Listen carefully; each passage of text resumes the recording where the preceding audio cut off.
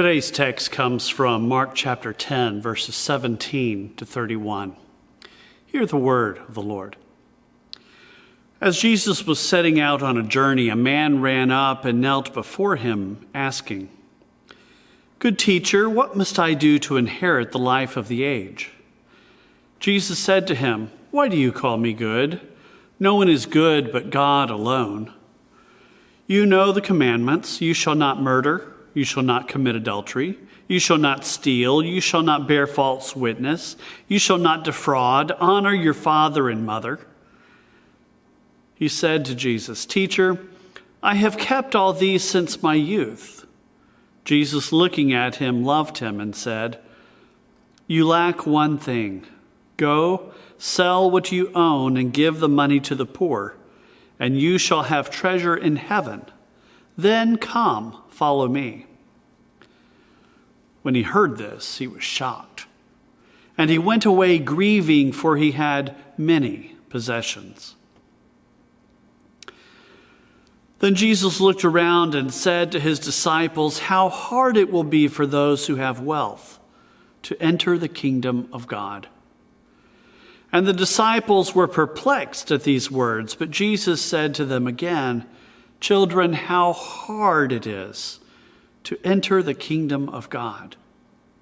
It is easier for a camel to go through the eye of the needle than for someone who is rich to enter the kingdom of God." They were greatly astounded and said to one another, "Then who can be saved?" Jesus looked at them and said, "For mortals it is impossible, but not for God. For all things are possible for God." Peter began to say to him, "Look, we have left everything and followed you." Jesus said, "Truly, I tell you, there is no one who has left house or brothers or sisters or mother or father or children or fields for my sake and for the sake of the good news, who will not now receive 100-fold in this age, houses, brothers, sisters, mothers, children, and fields, with persecutions, and in the age to come, life of the age. But many who are first will be last, and last first." The word of God for the people of God. Thanks be to God. Jesus had an inordinate amount to say about wealth during his ministry. Meanwhile, other than prosperity gospel proponents, the church has tended to have relatively little to say on the topic. On one hand, it is a reaction to the health and wealth proponents. On the other hand, it is a response to those whose only message about wealth is that it should be given to the church, or perhaps more directly to high-profile preachers, barring some basic instruction on tithing that would possibly result in material blessings down the road to the giver. We tend to ignore much of what Jesus had to say. How can we recover Jesus' teachings on wealth and economics without falling into the trap set for us by the bad actors around us? Growing up in Brazil, I went to church with people who were poor. Meanwhile, I went to private schools with classmates from very different socioeconomic standing. They were children of diplomats and business owners. They were children of expats working for multinational corporations. They were children of wealthy Brazilians who wanted their children to learn to speak English as native speakers, to give them a leg up in the world. Some were children of missionaries like me. Meanwhile, over the back wall of the school property, there was a population struggling to put a meager amount of food on the table simply to survive one day to the next. Somewhere in between, but closer to those over the school's back wall were those with whom I went to church. It was like living among several different worlds, not being sure where I really belonged. I lived in a nice house, but it was not ours. I was provided a quality education, a bilingual education, that my parents did not pay for. I had good clothes to wear, shoes on my feet, food on the table, a home library, and the freedom to study, play, and explore the world around me. By anyone's definition, I was privileged, even if our family could not hope to compete economically with so many of my classmates. When I went to church, I was the one with whom most could not hope to compete. When we were in the U.S., I was the one who could not compete.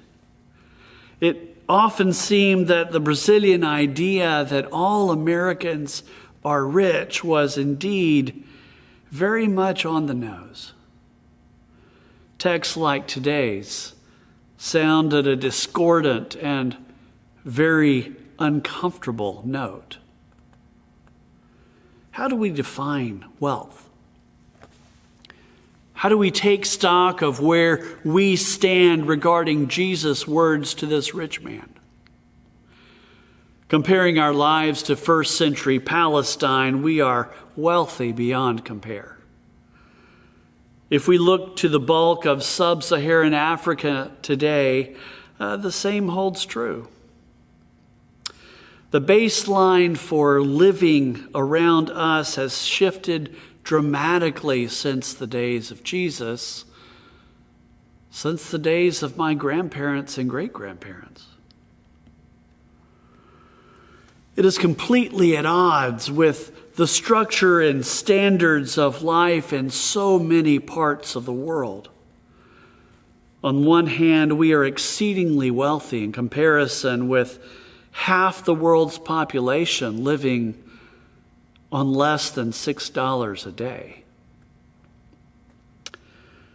On the other hand, our context of life makes some things seem a necessity where elsewhere they might be portrayed as extravagance. Then we hear wealth defined as an income of more than double what anyone in our county manages. Who are we in the context of Jesus' words in today's passage? This rich man came pleading to Jesus to know how he might inherit the life of the messianic age to come. He knew he was missing something.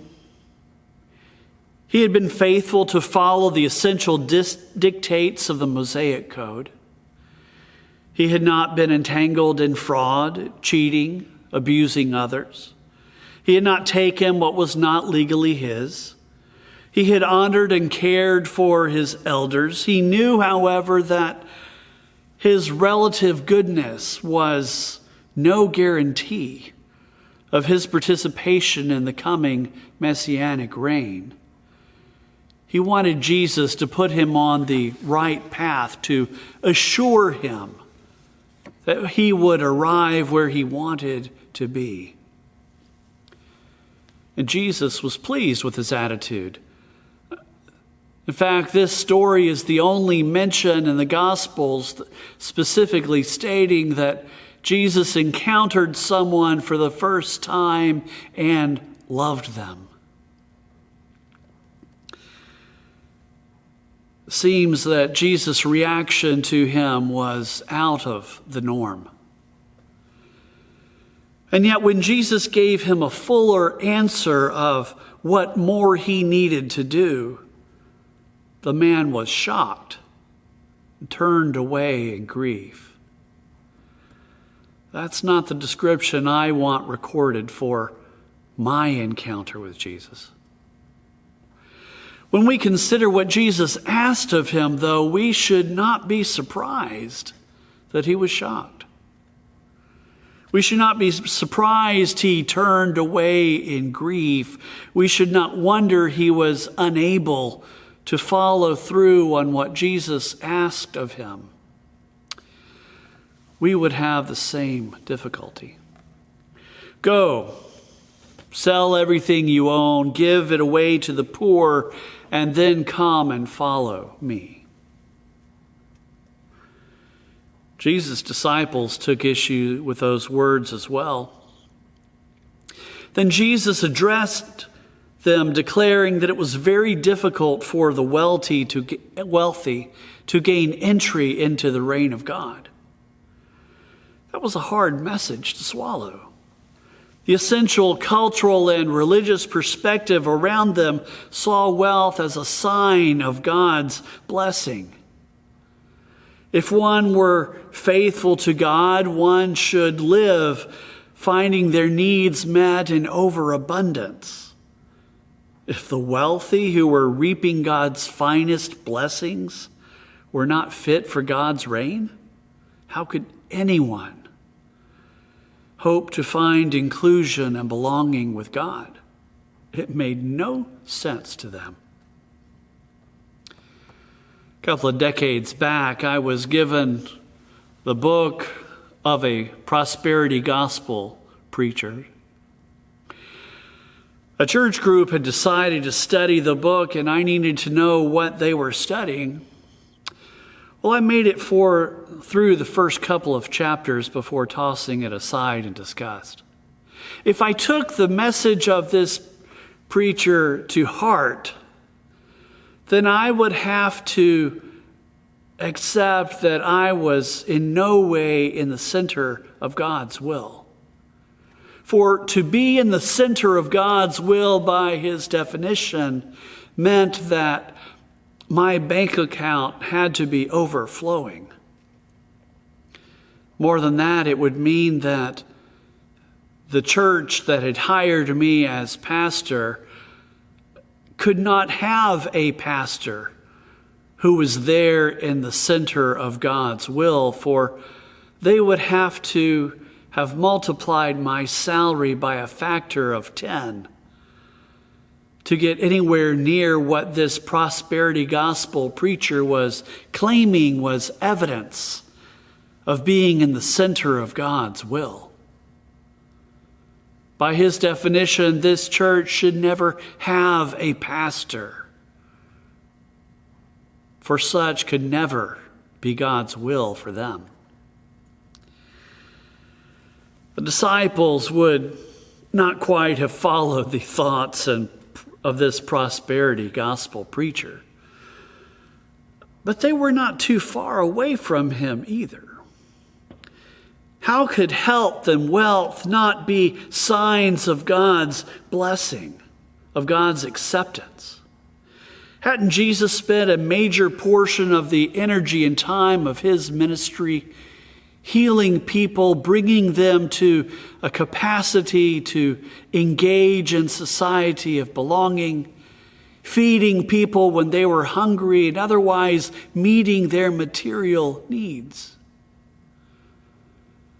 God's reign must include prosperity in order for us to have the resources to engage the world around us with acts of generosity, with meeting needs, with using resources at our disposal to lift people out of a life of struggling for subsistence, for survival. Was wealth not the guarantee that the righteous would have the resources to accomplish the purposes of God's reign? Peter jumped in to point out that they had left houses, jobs, families to follow Jesus. He voiced their concern that they should have some kind of benefit from having made the sacrifice that this rich man was unwilling to make. Jesus' response seems somewhat anticlimactic and even contradictory.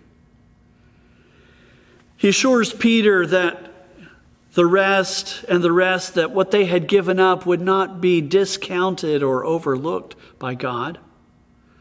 While God would grant them blessings in abundance, those blessings would come along with persecution. Their ultimate recompense would be in the age to come. It would seem that Jesus' real problem was not with wealth per se. The problem lies in how we relate to that wealth. Do we view it as our own? Do we view it as a resource to meet the needs of those around us? As long as we consider wealth as mine or ours, it's something to which we cling in opposition to trusting God. More than that, our wealth becomes a trap. It begins to own us rather than being a tool by which we might extend God's reign and accomplish the mission set before us. If we cannot let go of the wealth we control, are we not actually trapped by it?